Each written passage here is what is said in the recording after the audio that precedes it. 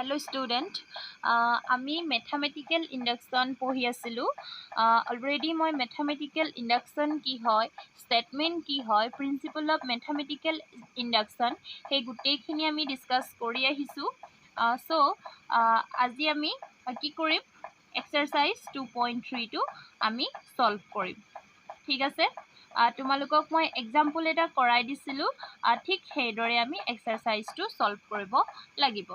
Okay,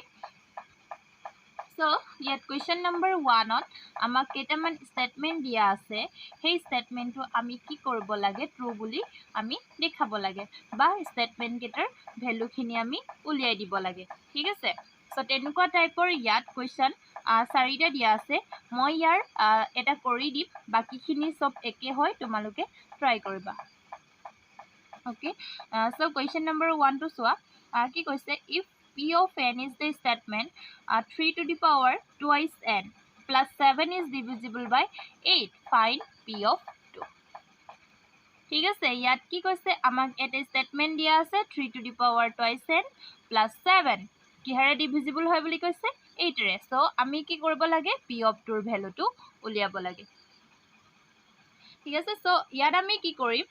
first আমি n equal to 1 ৰ কাৰণে চেক কৰিম। সো n equal to 1 ৰ কাৰণে চেক কৰোঁতে যদি এইটো সঁচাকৈ 8 ৰে ডিভিজিবল হয়, তাৰ পাছত আমি কি কৰিব পাৰিম, P of 2 টো উলিয়াব পাৰিম। ঠিক আছে,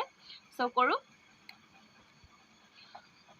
কি দিয়া আছে, P of n is given by 3 to the power twice n plus 7 and also given that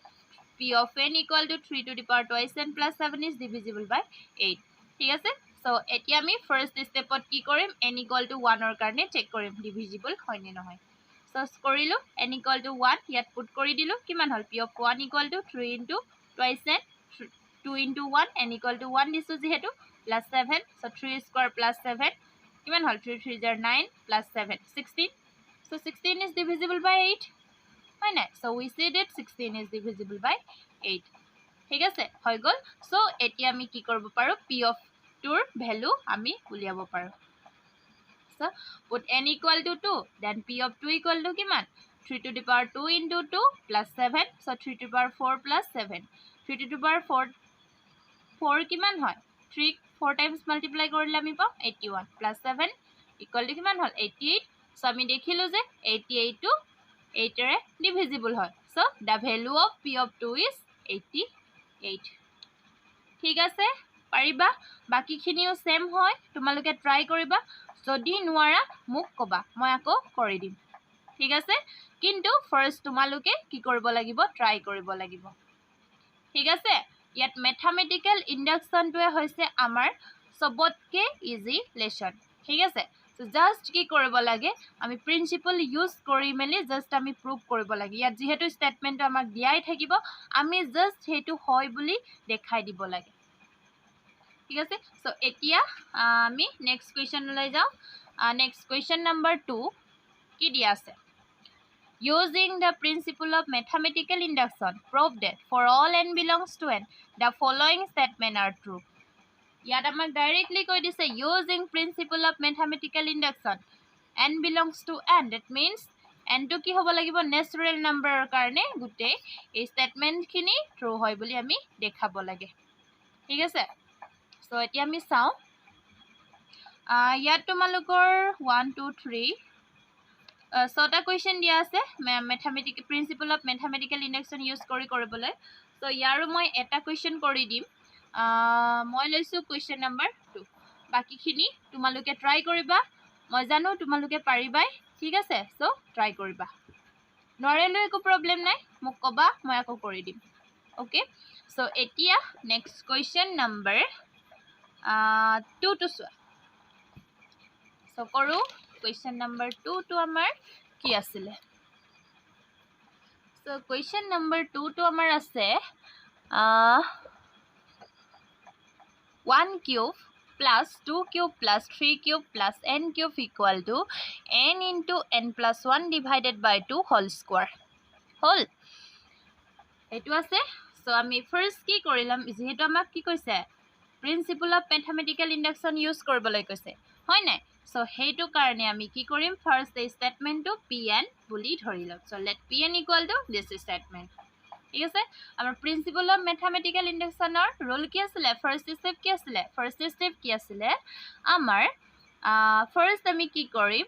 n = 1 ৰ কাৰণে কি কৰিম এই যেটো স্টেটমেন্ট দিয়া আছে হেতু আমি ট্ৰু বুলি দেখাম হয় নাই তাৰ পাছত কি কৰিম আমি এজুম কৰিম যে হেতু n = k ৰ কাৰণে ট্ৰু বুলি ঠিক আছে এতিয়া যদি আমাৰ n = k ৰ কাৰণে ট্ৰু হয় তেতিয়া হলে এই n = k ৰ পৰাই আমি কি কৰিম n = k + 1 ৰ কাৰণে ট্ৰু বুলি দেখুৱাম ঠিক আছে হেতু আছিল আমাৰ কি principle of mathematical induction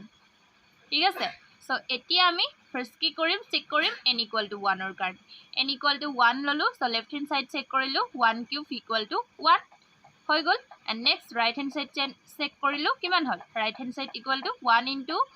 1 plus 1 divided by 2 whole square equal to 1 into 2 divided by 2 whole square কিমান হল 2 to cancel গুছি গল then 1 square equal to 1 so ইয়াত দেখিলো যে left hand side equal to right hand side হৈ গল so pn is true for what pn is true for n equal to 1 okay so আমি যদি আমি যেতিয়া ইয়াত n equal to 1 বুলি proof কৰিলো so আমি কব পাৰো যে এটো n equal to k ৰ কাৰণে true হ'ব বুলি হয় নাই so হেতু কাৰণে আমি কি assume কৰিছো assume that p of k is true that is n equal to k is true for this p of n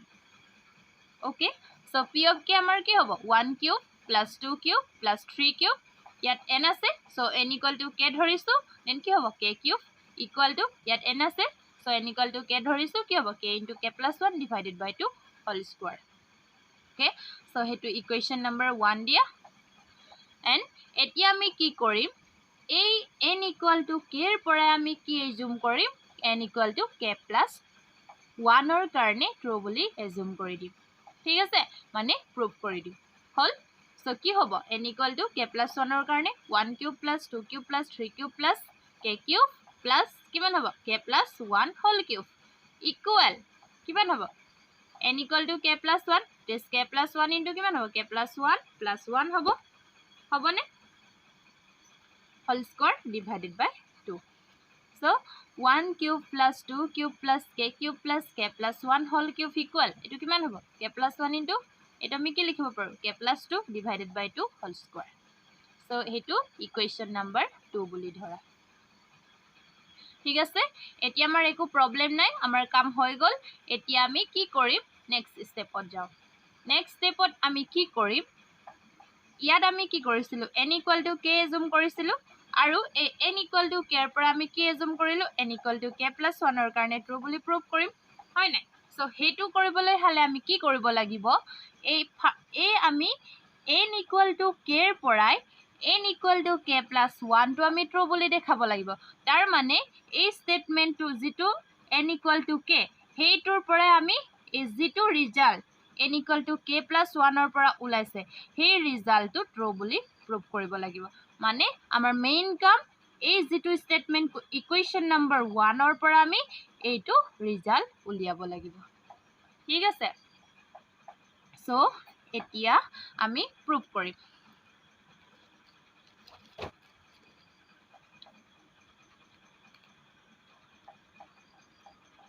দেখি পাইছানে তোমালোকে ঠিক আছে from 1 cube 1 লিখিলোৱা equation to 1 cube plus 2 cube plus k cube equal to k into k plus 1 divided by 2 whole square ঠিক আছে এতিয়া ইয়াৰ পৰা আমি কি proof কৰিব লাগে ইয়াৰ পৰা আমি এটো মনত ৰাখি থবা কি proof কৰিব লাগে k plus 1 into k plus 2 divided by 2 whole square এটো আমি proof কৰিব লাগে ঠিক আছে সো এতিয়া ইয়াত আমি কি কৰিম ইয়াত অকল k cube বলে আছে হয় নাই n equal to k plus 1 ৰ কাৰণে আমাৰ কি আছিল k cube plus k plus 1 whole cube লৈকে আছিল নে নাই আছিল সো ইয়াত আমাৰ k plus 1 whole cube টো নাই সো আমি কি কৰিম ইয়াত আমি k plus 1 whole cube টো এই যেটো আমাৰ ইকুৱেশন হেতুত আমি বহাই লম ঠিক আছে এটি কেনেকে বহাম ইয়াত যদি আমি k plus 1 whole cube এটা ইয়াত এড কৰি দিও then কি হ'ব দুটা ক্যান্সেল গুছি যাব সো আমি কৰি দিব পাৰো হয় না একো প্ৰবলেম নহয় কিবা প্ৰবলেম হ'ব নেকি নহয় কাৰণ ইয়াত প্লাস হ'ব ইয়াত ৰাইট হেণ্ড সাইডটো প্লাস কৰি দিলে যদি লেফট হেণ্ড সাইডত আহে কি হ'ব 0 হৈ যাব সো নো প্ৰবলেম হেতু কাৰণে আমি কি কৰিম বথ সাইডত k + 1 হোল কিউব এটা ইয়াত এড কৰি দিম ঠিক আছে সো এড কৰি দিওতে কি হল আমাৰ 1 cube + 2 cube + k cube + k + 1 whole cube = k * k + 1 divided by 2 whole square divide plus k + 1 whole cube হৈ গল সো এতিয়া ইয়াৰ পৰাই আমি কি প্ৰুভ কৰিব লাগে এই স্টেটমেন্টটো আমি উলিয়াব লাগে হৈ গল এতিয়া কাম একো প্ৰবলেম নাই জাস্ট ক্যালকুলেশন কৰিব লাগে এতিয়া এটো এক্সপান্ড কৰি দিয়া কিমান হ'ব k square * k + 1 whole square divided by 2 square plus k + 1 whole cube হৈ গল and then k square * k + 1 whole square divided by কিমান হল 4 plus k + 1 whole cube then এতিয়া এলসিএম লৈ দিয়ে কিমান হ'ব k square * k + 1 whole square plus 4 * k + 1 whole cube divided by 4 হৈ গল সো এতিয়া কৰি দিয়া কিমান হ'ব k + 1 whole square * k square plus 4k plus 4 ঠিক আছে সো এতিয়া যেহেতু আমি এইটো দেখাব লাগে হেতু কাৰণে আমি এই 4k টো এক্সপান্ড কৰিম কেনেকৈ কৰিম 2k + 2k কৰিব পাৰো আমি হয় না সো 2k + 2k কৰি দিলো k + 1 whole square * k square plus 2k + 2k plus 4 ঠিক আছে আমাৰ সুবিধাৰ কাৰণে আমি নিজে এটো কৰি লৈছো একো প্ৰবলেম নাই একো চেঞ্জ কৰা নাই জাস্ট আমি 4k টো এক্সপান্ড কৰি দিছো হল so k + 1 whole square * k ইয়াত সোয়া এই দুটাৰ পৰা আমাৰ k এটা কমন আহিব সো আমি কমন ললো কিমান হল k + 2 থাকি গল হৈ গল আৰু এই দুটাৰ পৰা আমাৰ 2 এটা কমন আহিব দেন 2 এটা কমন ললে কি থাকিব k + 2 হল সো এতিয়া k + 1 হোল স্কয়ার ইয়াত কমন কোন আহিব k + 2 কি থাকিলে k + 2 and then equal k + 1 whole square এটো আমি মাল্টিপ্লাই কৰি দিলো কিমান হল